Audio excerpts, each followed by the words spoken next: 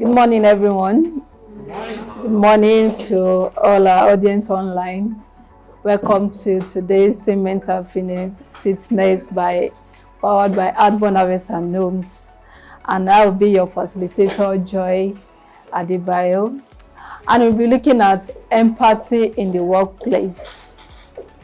So, thank you for joining me. So, we start off by having our opening quotes, which says, if you are asking how to create a more empathetic workplace, you're already way ahead of everybody else. So this simply means that having an empathetic environment when it comes to the workplace, because we have different places we can practice empathy. Now we are streamlining to a workplace because this is a workplace environment. So we don't have to look at religious place right now or marketplace, but looking at the organization environment where we are right now. So if anyone is asking, especially leaders in high places, that, oh, they are not being empathetic, it simply means they are way beyond everyone else. So they have to start practicing how to do that again. So we look at the definition for empathy.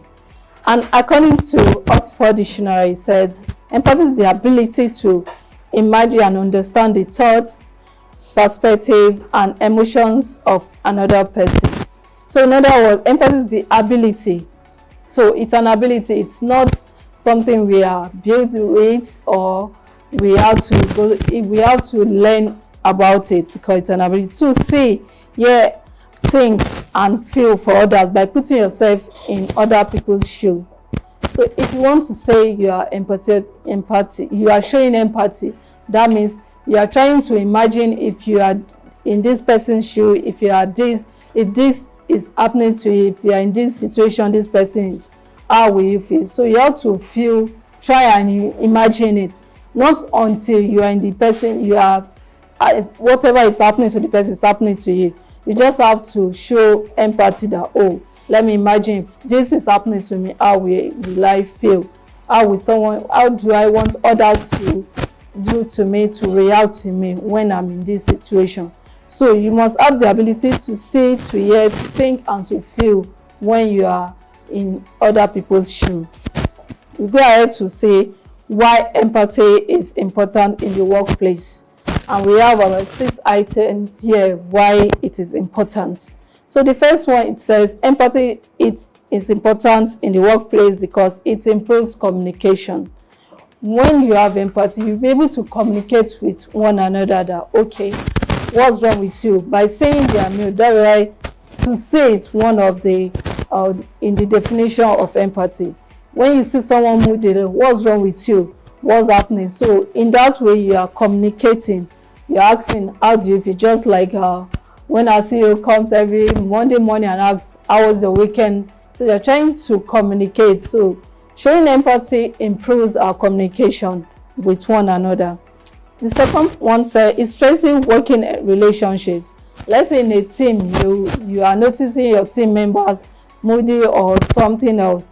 You have to ask. So this strengthens the work relationship so that everybody can win. And the third one says it boosts creative thinking. When you show empathy, you are able to have a creative thinking because nothing else is bothering you. So you can focus to what you want to do and make the work environment better. And the next one says it increases sales and investment opportunities.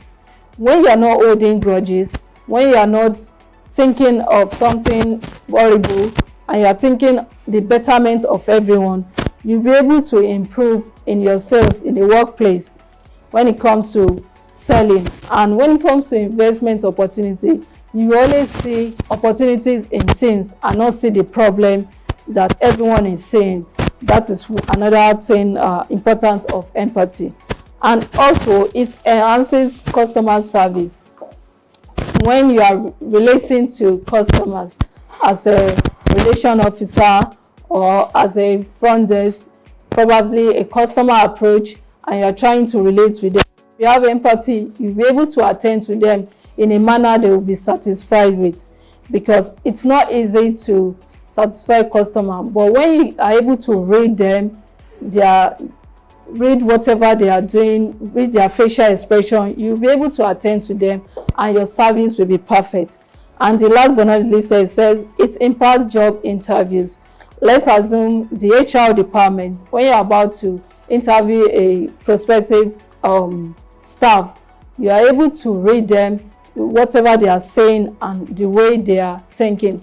That's why most people, they like to have a physical interview, so they'll be able to read the expression of the person they are interviewing. So we go ahead to look at ways to increase your empathy in the workplace. For people that lack this, so this exercise can help us to increase the way we have empathy in the workplace. And the first one says, watch out for signs of burnout in others. So when I mentioned that, let's assume someone is wearing a sad face, they are not showing up the way they used to be. If you are the type that have empathy, you'll be able to ask questions that what's happening. So those are the ways when people are burning out, they try to decrease their work productivity. The next one says, it shows another way to increase that, shows sincere interest in the needs, hopes and dreams of other people. When you show love of how you want people to improve in what they are doing, let's assume they share their dreams with you, they share their needs with you, and you're able to say, oh, how may I help you? How may I come in? Then you are showing sincere interest. Not that someone tells you their problem and the next minute you are carrying it around, you are telling someone else or making jest of the person. So another way to increase your empathy in the workplace, to demonstrate a willingness to help an employee with personal problems.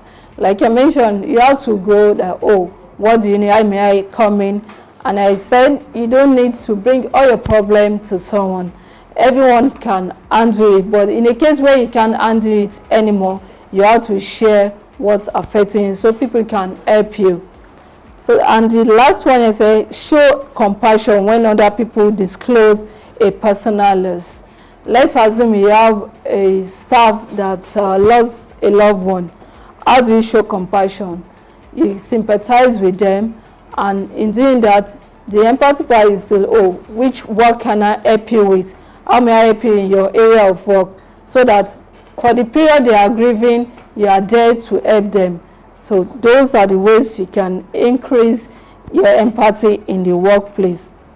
Now we are going to look at empathy in the workplace exercises. There are some exercises you have to practice so that you can increase your ways you empathize with other people when it comes to the workplace environment.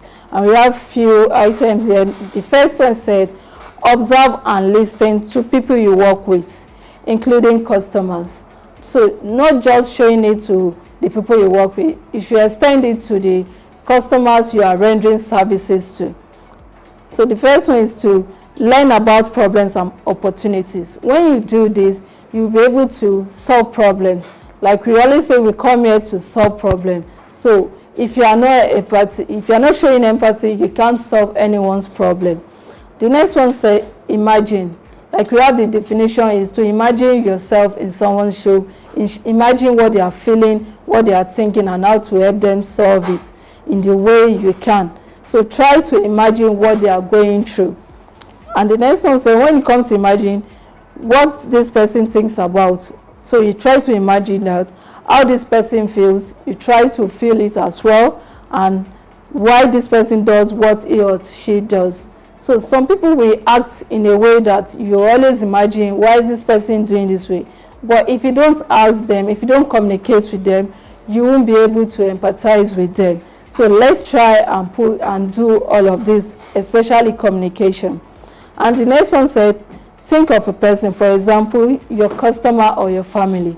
So there are people out there who need help on daily basics. So whenever you give a hand to anyone, you are practicing empathy. The next one says, practice solving problems together as a team. For us here, we know we have team lead assistant. We are in your team. How are you practicing to solve the problem? Are you the type that just say, oh, let everyone do it, I'll wait and take the credit? Or you are the part that don't like to contribute to whatever the team is doing? Wherever we find ourselves, we should try and practice problem solving. And the next one says, experience the day of a person you lead. If you are a leader, how do you practice, how do you experience the people you are leading? It's by putting yourself, let's say, oh, today let me be the one to do your own work, and sit down and see the way I handle it. So in this way, you are trying to experience what they experience in their own departments or where they are being positioned. And the next one says, practice self-awareness, so be able to connect with people.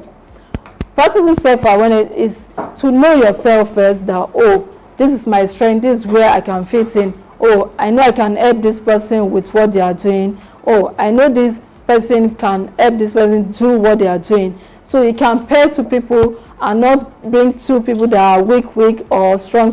You can change them so that they can work better. And here we have the image showing how a user can say, think, does, and feel. So you have to be able to practice all of this so that people around you can do what you want them to do. And our closing quote for today says, empathy means both understanding others on their own terms and bringing them within the orbit of one's own experience. So when you understand people, that means both of you must understand each other, not one trying to say, oh, I understand you, and you're not understanding them. So it's a two-way thing. If I'm showing empathy to you, you also in your own way must try as much as possible to show empathy as well. So it won't be a one-way traffic. Let it be both ways so that both can be able to manage themselves. So that will be the end of today's training. Thank you. And if you have any questions, suggestion, contribution to this training, you can feel free to drop it in the comment section. Thank you.